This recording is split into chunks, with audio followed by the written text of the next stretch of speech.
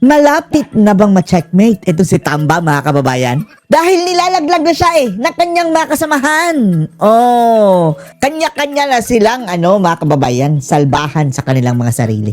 At etong pangalan ni Tambaloslos, Martin Romualdez, mga kababayan, ay nai-implicate na naman.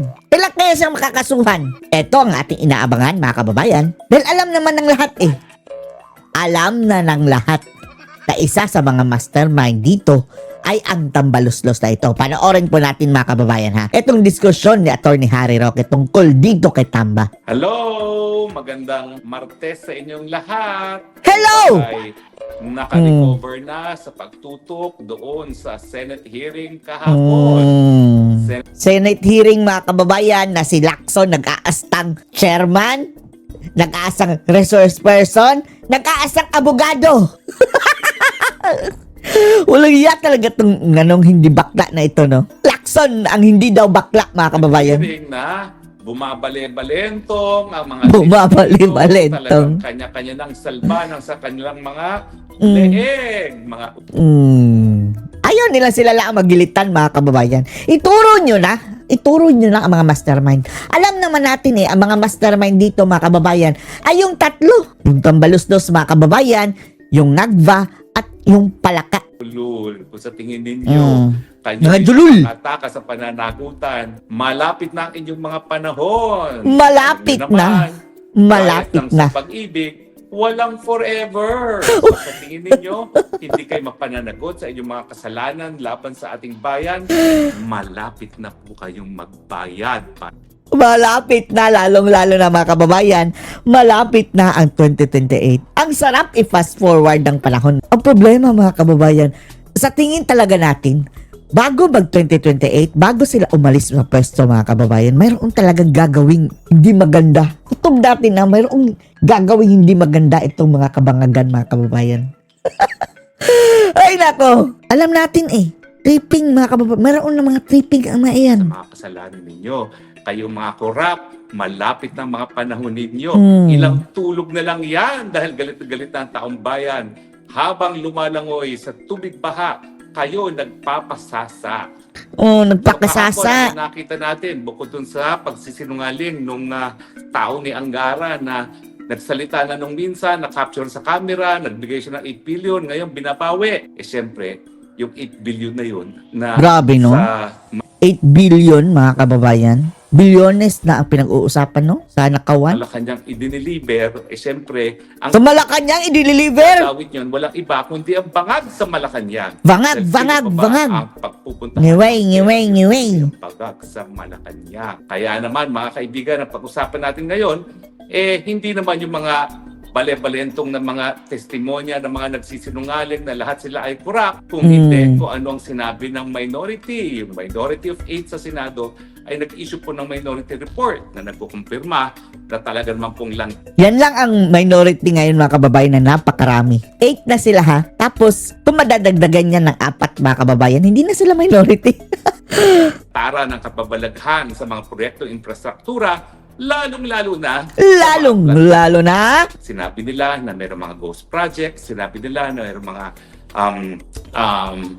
substandard na mga proyekto, sinabi nila na mayroong sabwatan sa bidding, nayarian sa bidding, at syempre, pagdating sa pananagutan, ang sinisi nila ay ang Kamara de Representante at bagamat hindi pinangalanan, talagang yung liderato ng Kamara. Sino? Ang nagbigay ng pondo. Sino ang liderato ng Kamara? Insertions na tinatawag.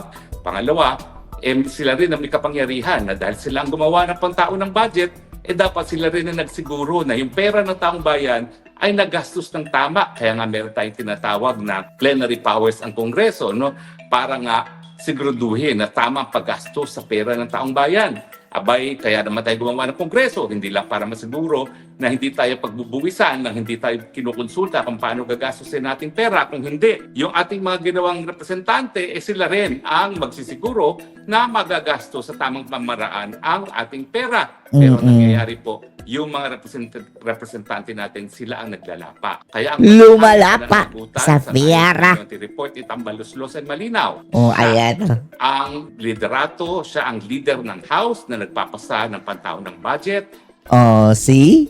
Ayon sa Minority Report, mga kababayan. Si Tambaluslos ang isa sa mga salarin at dapat Siya kasuhan. ang nag-approve ng lahat ng mga insertions. Hindi ginagawa siya, ng mga lahat, mga bata. kababayan. Dahil Ang, as Speaker of the House ng Administration Party, ang dapat niyang gawin ay talagang maipasa yung budget as requested by the President.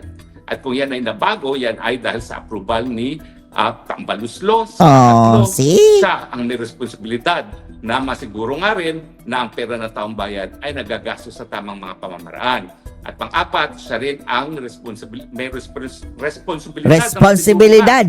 na yung mga nagkakamali at mga lumalabag sa batas ng mga kongresista, mga senatong at mga kontratista ay nakakasuhan na imbestigahan at napaparusahan. Siyempre, ang Tambaluslos ay lulusot. Tuluyan na yan, mga kababayan. Ipakulong na. Walang bail. Kagaya ni sino nga ba yun? Si Budots King, mga kababayan. Diyan sa pananagutan. Pero paano naman siya ngayon makakalusot dito sa testimonya ng dalawang testigo, napakatapang babae, talaga ako, saludo ko sa mga kababaihan, hindi umaatras sa laban, na nagsabi na yung bahay na 3,000 square meters worth 1.6 Binili daw ni na Tambalot. binigay kay Doris Magsaysay ko ay pag-aari ni Tambaluslos. Aroy, grabe. Tambaluslos, magkano bang sweldo ng Speaker of the House? Sabihin na natin 4 million na Yan ang sabi ni Bangag, mga kababayan, na ilang bahay ba ang gusto nyo? So alam ni Bangag, mga kababayan, na nagdakaw. So kahit pa sasabihin nila na,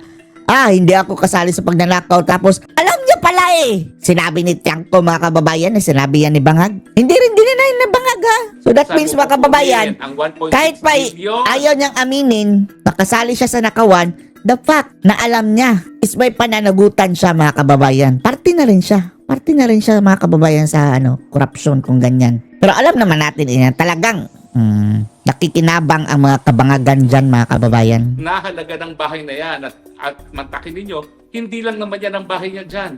Ako nakarating na mismo sa bahay niya dyan sa McKinley. Yan sa McKinley, mga kababayan, na na bunga rin yan ng Marcos Sr. na corruption.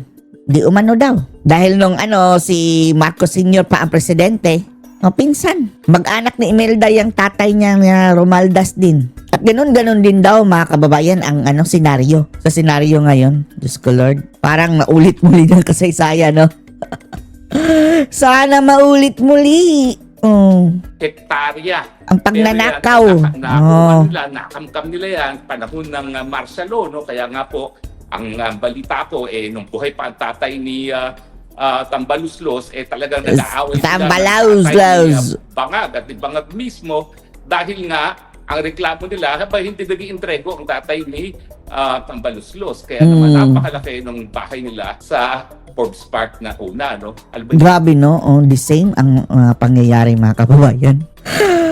Ay, Marcos 2.0, Marcos Romualdez 2.0. May tennis court, may swimming court, isang hektaryang mahigit ang bahay na yan. Tapos ngayon, ang sabi dati, crony. Crony yan, mga kababayan, ni Marcos. Yung mga Romualdez, syempre. At nung pinalayas, mga kababayan, ang yung mga Marcos, wala sila pag-iiwanan ng napakaraming pera, mga kababayan, na ninakaw daw Kanina pa nila iiwan. So, sa kanilang mga katiwala, mga kababayan, sino pa ba? Sino ang mga iyon? Alam niyo na kung sino. namili pa. Huwag natin kakalimutan na itong bahay na kinilala ng dalawang testigo bilang pag-aari ni Speaker Romualdez sa 30 Tamarin ay parehong bahay na sabi ni Zaldico ay ipinabili. Lagayan lang yan ng pera, mga kababayan, ha? Speaker, para dyan i-imbak ang lahat ng kwarta. Grabe, no? Yung mga lagayan ng basurang maleta, mga kababayan, bahay na talaga ang naglalagyan. Kung dati-rati, mga kababayan, nagnanakaw para makabili ng mansyon o bahay, ngayon bumibili ng bahay para paglagyan ng ninakaw na pera. Grabe. Grabe na talaga. Sobrang dami ng pera ng ninakaw. Nila galing sa smuggling ng agricultural products at infrastructure projects. Iba't ibang Kasi isa pa ha. 'Di ba sabi ni VP Sara, si Romualdez, mga kababayan, pati illegal gambling pinapasok na rin 'yan. Ang sindikato sa illegal gambling, sabi ni VP Sara Duterte. Pera ang inaasahan nilang pumasok na mapupuno ang isang bahay na merong lupa na 3,000 square meters. Dahil ayaw na nga nilang ideposito sa bako yan. Yan yung imbakan ng basura. Grabe no, basurahan lang mga kababayan nila. Siyempre, dahil ang basura ay mahalaga, ang ginawa nilang basurahan, Forbes Park, worth Forbes Park! 1.6 billion. Basurahan ng mga mayayaman. Talagang basura mga kababayan dahil ang perang iyan hindi malinis na pera. Maduming pera galing sa maduming pamamaraan.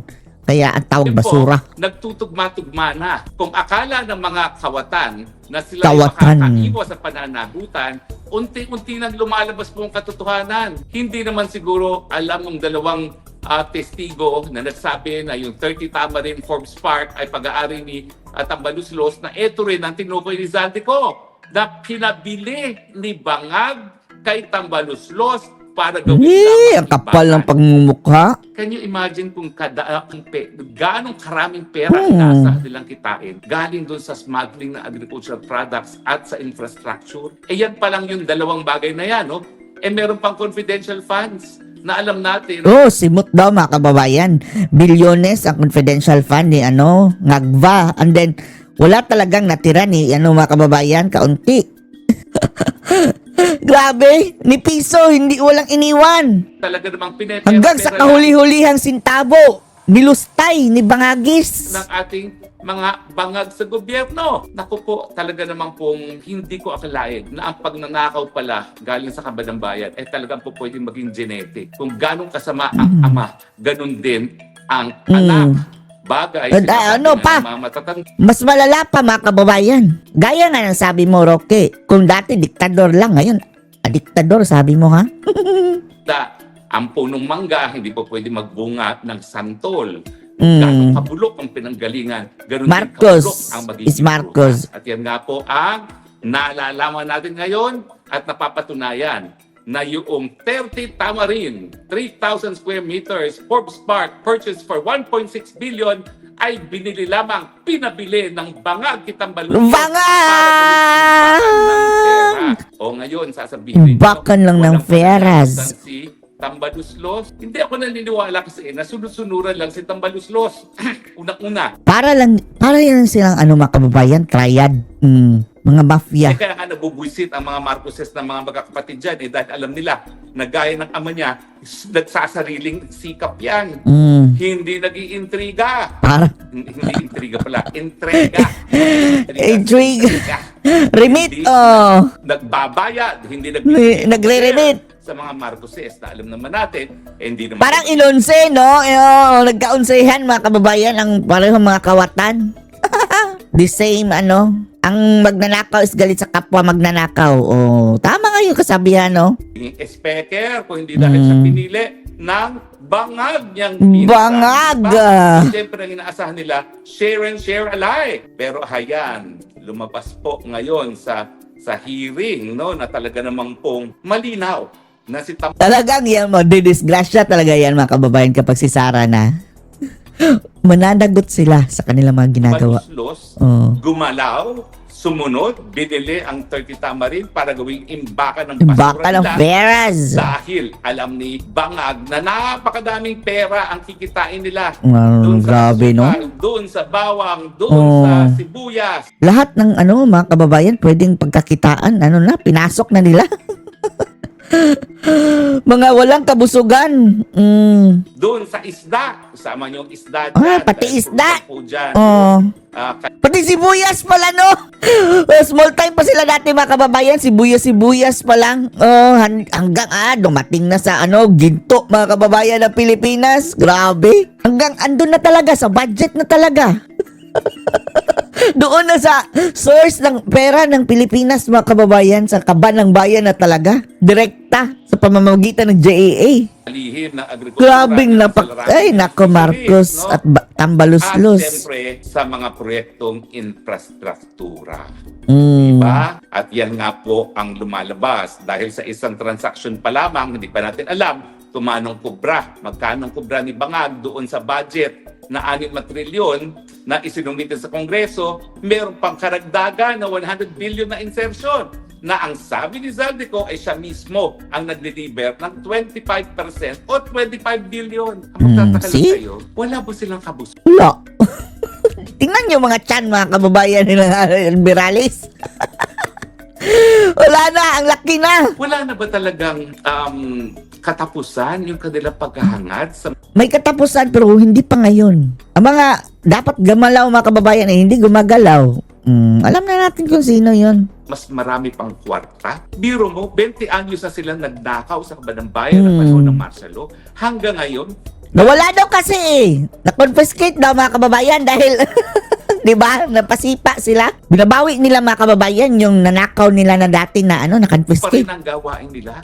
Hindi na ba sila natuto na talaga ang Pilipino, hindi na yan magbubulag-bulagan? Hindi na ba niya Hindi na sila natuto. realize na pinagbigyan lang siya ng huling pagkakataon para iayos sa pangalan niya, ang pangalan ng kanyang pamilya. Pero ngayon, Wala silang paki lalo pa niyang Walang binago mga yung pangalan ng kanyang pamilya dahil Sinira. at least ang kanyang ama hindi binigyan ng kahit sinong paratang na nagdodroga ng cocaine. Oh, diktador lang. Pero eto ngayon, diktador daw mga kababayan So ito, college dropout na, palagi lang ang kamot sa ulo. Pag Anong gagawin natin? Abirya, tapos ngayon lumalabas, singhot pa ng singhot. Singhot At ng gaya singhot. ng ama, walang kabusugan sa paglamon ng kaban ng pera galing sa kaban ng bayan. Napakasama naman nakapalaro ng Pilipinas. No? 20 anyos na sa isang diktador na matakaw. Ngayon na naman, pang-apat na taon Nabudol na tayo nabangag pa na magnanakaw din. Na wala pang utak. Wala pang utak. Grabe ka. Walang utak. Meron naman siguro, pero ang utak mga kababayan, no. Hindi na matino siguro. Siguro lang ha. Wala talaga utak, Roque. Kahit na utak, munggo, gamunggo, wala. Wala nga ang pinag-aralan. Kaya, Wala pinag-aralan. tingin natin ang mga sarili natin. Kung bakit siya ngayon ang presidente. Talagang mas Sige, ang sarap manisin, no? Tapos, maulit-ulit natin sinisisi si Sarah. Nagagalit na si BP Inday mga kababayan sa tuwing nakakarinig siya ng ganyan.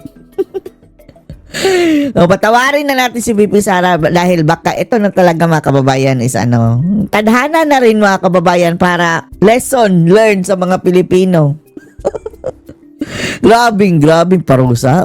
Pahirap na nadarasa natin dito sa mga Marcos. ating pananagutan. Kung papayagan pa natin manatili sa pwesto ang isang magnanakaw na Magna.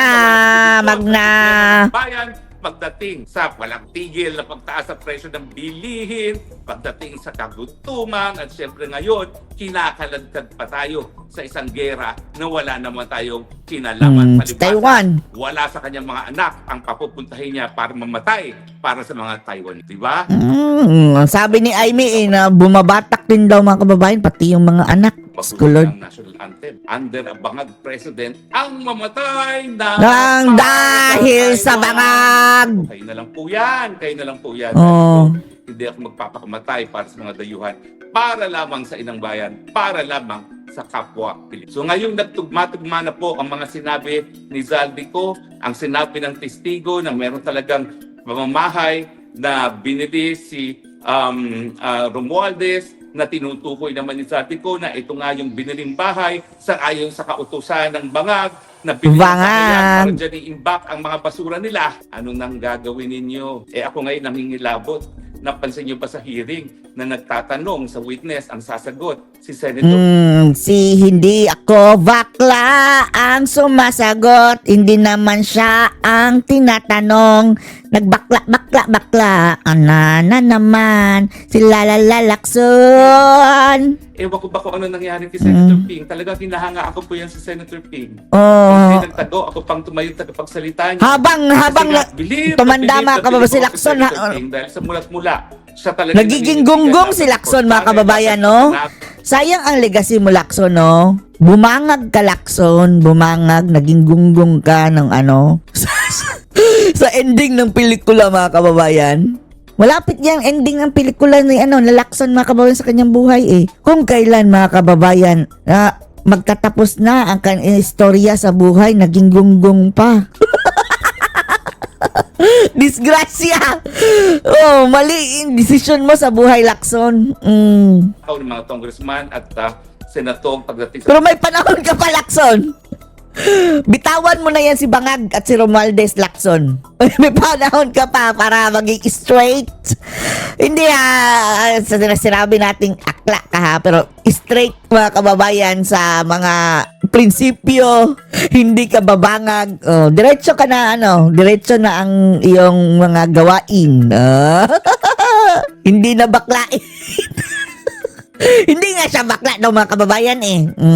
Kaya naman. Pantaon ng budget. Bakit ngayon? Mangiyak-ngiyak nga siya Sinabi niya, hindi ako bakla. Shut the F off. Tapos ang sagot ni Amy doon mga kababayan, hoy, sino kayo? Para magputos na shut the fuck if. Pareho tayo senador, wala daw dapat maghari-harian o magrayna-raynahan. Sinabi talaga ni Amy yan mga kababayan, wag magrayna-raynahan. Siya pinagtatakban. Hindi ba malinaw sa kanya ngayon ang pananagutan ni Martin Romualdez? Hindi ko maintindihan na alam naman niya bilang isang mambabatas din kung ganong makapangyarihan ang leader ng Senado at ng Kongreso. Wala pong demokrasya dyan. Siguro sa Senado, dahil lahat sila ay merong mandato galing sa buong bayan, mahirap maging diktador ang Senate President. Pero dito sa Kamara, pag ikaw ay Senate President na binigyan baspas ng Presidente, sunod-sunod ka lang. Sunod-sunuran! Ikaw ay sunod-sunuran lang sa Speaker. At dahil nga ang budget po, ang pinaka-importanting katungkulan ng mga mambabata sa mababakapulungan, mga congressman, talaga ang number one influence ng Speaker pagdating sa pantaon. Kung gusto mo maka-insertion, kailangan may initial yan ni Speaker. Otherwise, kahit apruban pa yan ng Secretary ng DPWH, kapag merong humingi ng mas malakas, tanggal ka. Kasi simple Tanggal na po yan, ka! Tanggal ka! Okay. Tanggal! May pagkukunan ka, may mawawalan. So, syempre, kung malakas yung isa kay Speaker, kung muna 1 billion, meron na tanggalan. O, paano ngayon kung magreklamo yung natanggalan? So, talagang, in the end, it is only the Speaker that will decide kung sinong po pwede magkaroon ng insertion. Siya lang ang susundin, pati na Committee on Appropriations. Kaya naman, ang Committee Chairman ng Appropriations dapat talaga sunod-sunuran kay Speaker. Sunod-sunuran kay Speaker. Hindi po nangyayari yan. May sariling takbo ang Committee Chairman ng Appropriations. Yan lang pong trabaho niya ay ipagpatupad ang gustong mangyari na Speaker. At syempre, kaya naman nasusunod ang gusto ng Speaker dahil yan ay merong approval, whether or not express galing sa Presidente. Dahil ang Speaker naman ay talagang ipinili ng Presidente. Wala na mga kababayan, unti-unti na ito. Papunta na sa mga nagva at tambalozloz. So mga kaibigan kahit gano'n nilang tangkain na pagtakpan ang kanilang pagnanakaw, lumalabas na ang totoo. Ang nakuha ko sa hearing na yan, unang-una, yung bata ni Angara, na Yusek sa Si Angara ayun mga kababayan, lumalabas na ang kulay. DepEd sinungaling pagdating dun sa 8 billion. Dahil ako, nakita ko sa mga naunang pag-hearing na sinabi talaga niya na siya mismo nag-deliver na 8 billion dyan sa Paano na yan? Si Angara ngayon mga kababayan ang head ng DepEd, tapos ang DepEd ngayon ang pinakamalaking budget. Nasa kanya ang napakalaking pera. Trilyon mga kababayan.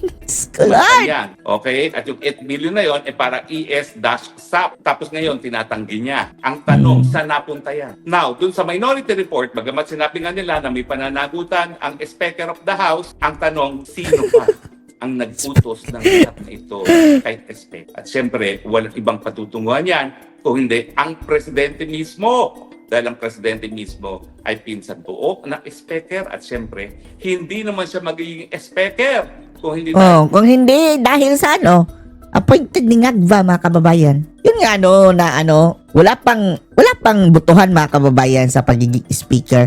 Tapos, pansinin nyo, declared na as Speaker ang tambaluslos. Ibig sabihin, inappoint na siya mga kababayan. Sino na-appoint na Presidente? Kaya, ang lahat mga kababayan na ginagawa ng Speaker is may kinalaman ng Presidente. sa Presidente na nagsabing gawin natin siyang Speaker. Di ba po? So, mga kaibigan sa akin ang pinaka-importante, at least kumpirmado ang 30 Tamarin, 3,000 square meters property sa South Forbes Park. Pinabili ni Bangag kay Tambaluslos para Bangag. gawing lamang tambakan ng basura galing sa mga agricultural smuggling at galing sa mga tongpat sa infrastruktura, lalong-lalo na sa mga flood control project. Ang tanong, anong gagawin nyo mga kababayan? Ang tanong sa kasundaluhan, hindi pa kinakailangan ng protektahan ng taong bayan sa ganitong lantarang Yan, yan. Di ba, mga kababayan, kasundaluhan, ang pinoprotektahan dapat ang mga mamamayan? Kung malinaw na mga kababayan na nagnanakaw ang mga hudas na ito, pinapahirapan ang sambayan ng Pilipino, ang bawat Pilipino pinapahirapan. Sino ipagtatanggol nyo? Yung mga magnanakaw? nakaw ng kaban ng Lord. bayan, hanggang kailan kayo mananahimik? Hanggang mawala ng Republika ng Pilipinas? Wala ba kayong intel dyan? Hanggang kailan tayo magtitiis? Nalalangoy tayo sa baha, samantalang linalamo ng pera na nakalaan sana para maibsan nga ang epekto ng pagtag-ulan sa ating bayan. Ilang tulog na lang po, bagyo na naman. Pebrero na po, magtatag-init hanggang Hulyo. Pero pagdating po ng Agosto, haya na naman ng mga bagyo, langoy na naman tayo. Wala na naman tayong aasahan sa mga flood control projects dahil nilamon na ng mga Bangag, ng mga Tambaluslos. Uy, ng good mga luck, no? senador, Good luck mga- ngayon, mga kababayan, sa this year dahil nabawasan, mga kababayan, ang mga proyekto sa flood control na daw dahil sa halip na i-cancel ang korupsyon, mga kababayan, kinansila ang mga flood control. Congressman, hanggang kailan kayo magtitimpi sa hirap? Hindi na ba kayo nahihirapan? Hindi na ba kayo napapagod? Pwede Hindi na ba? daw. Oh. Paglaban nyo naman inyong mga sarili. Pag tayo nanindigan laban sa korupsyon, hindi tayo nagpapakabayani para sa iba. Nagpapakabayani tayo para sa ating mga sarili. Dahil kinakailangan natin yan, ninanakaw nilang pera para nga maibsan ang Mga magna. paghirap natin pag nagkaroon ng baha. Para magkaroon tayo ng libreng gamot. Magnanakaw sila. Tulungan natin ng batas na ngayon ay kinukurakot pa nila. Pag-usapan po natin kung naibalik na yung pinababalik ng Korte Suprema sa gobyerno, ha? Dahil ang alam ko, Oh, yung sa PhilHealth, mga kababayan. hindi naibalik yan at ang gagawin lang nila. Pakulong na yung yung sinarekto, mga kababayan. Pero talagang si Bangag, mga kababayan, ang ultimately niyan, responsible din dyan. Ay nako, dapat nga na-impeach na yan ngayon, mga kababayan, di ba? Parang sa budget din nila kukunin na hindi naman po talaga yan Lokohan. intention. Sa mga kaibigan, pasensya na po, titigil na ako dahil ako'y tumataas ng high blood pressure. Okay? Ah, tumataas na ang high, ha? Blood. Pero ako po'y magpapasalamat sa aking huling mensahe. Ay, salamat! Oh, thank you sa update, Hanggang kailan tayo magtitigil? Mm, Gising na Pilipinas. Tama 2028. na, sobrang. Ito po inyong spokes ng bayan nagsasabi. Tama na, sobra na. Itigil na ang mga ngagva. Ito po yung spokes ng bayan nagsasabing, maraming salamat po sa inyong patuloy na pagtangkilik at mahal ko po ang Pilipinas. Ito ang aking lupang sinilangan. Ito lang po ang lupa kong mamahalin kahit nasan man ako. Maraming salamat po. Oh, maraming salamat. Anong masasabi niyo dito, mga kababayan? Post your comments below.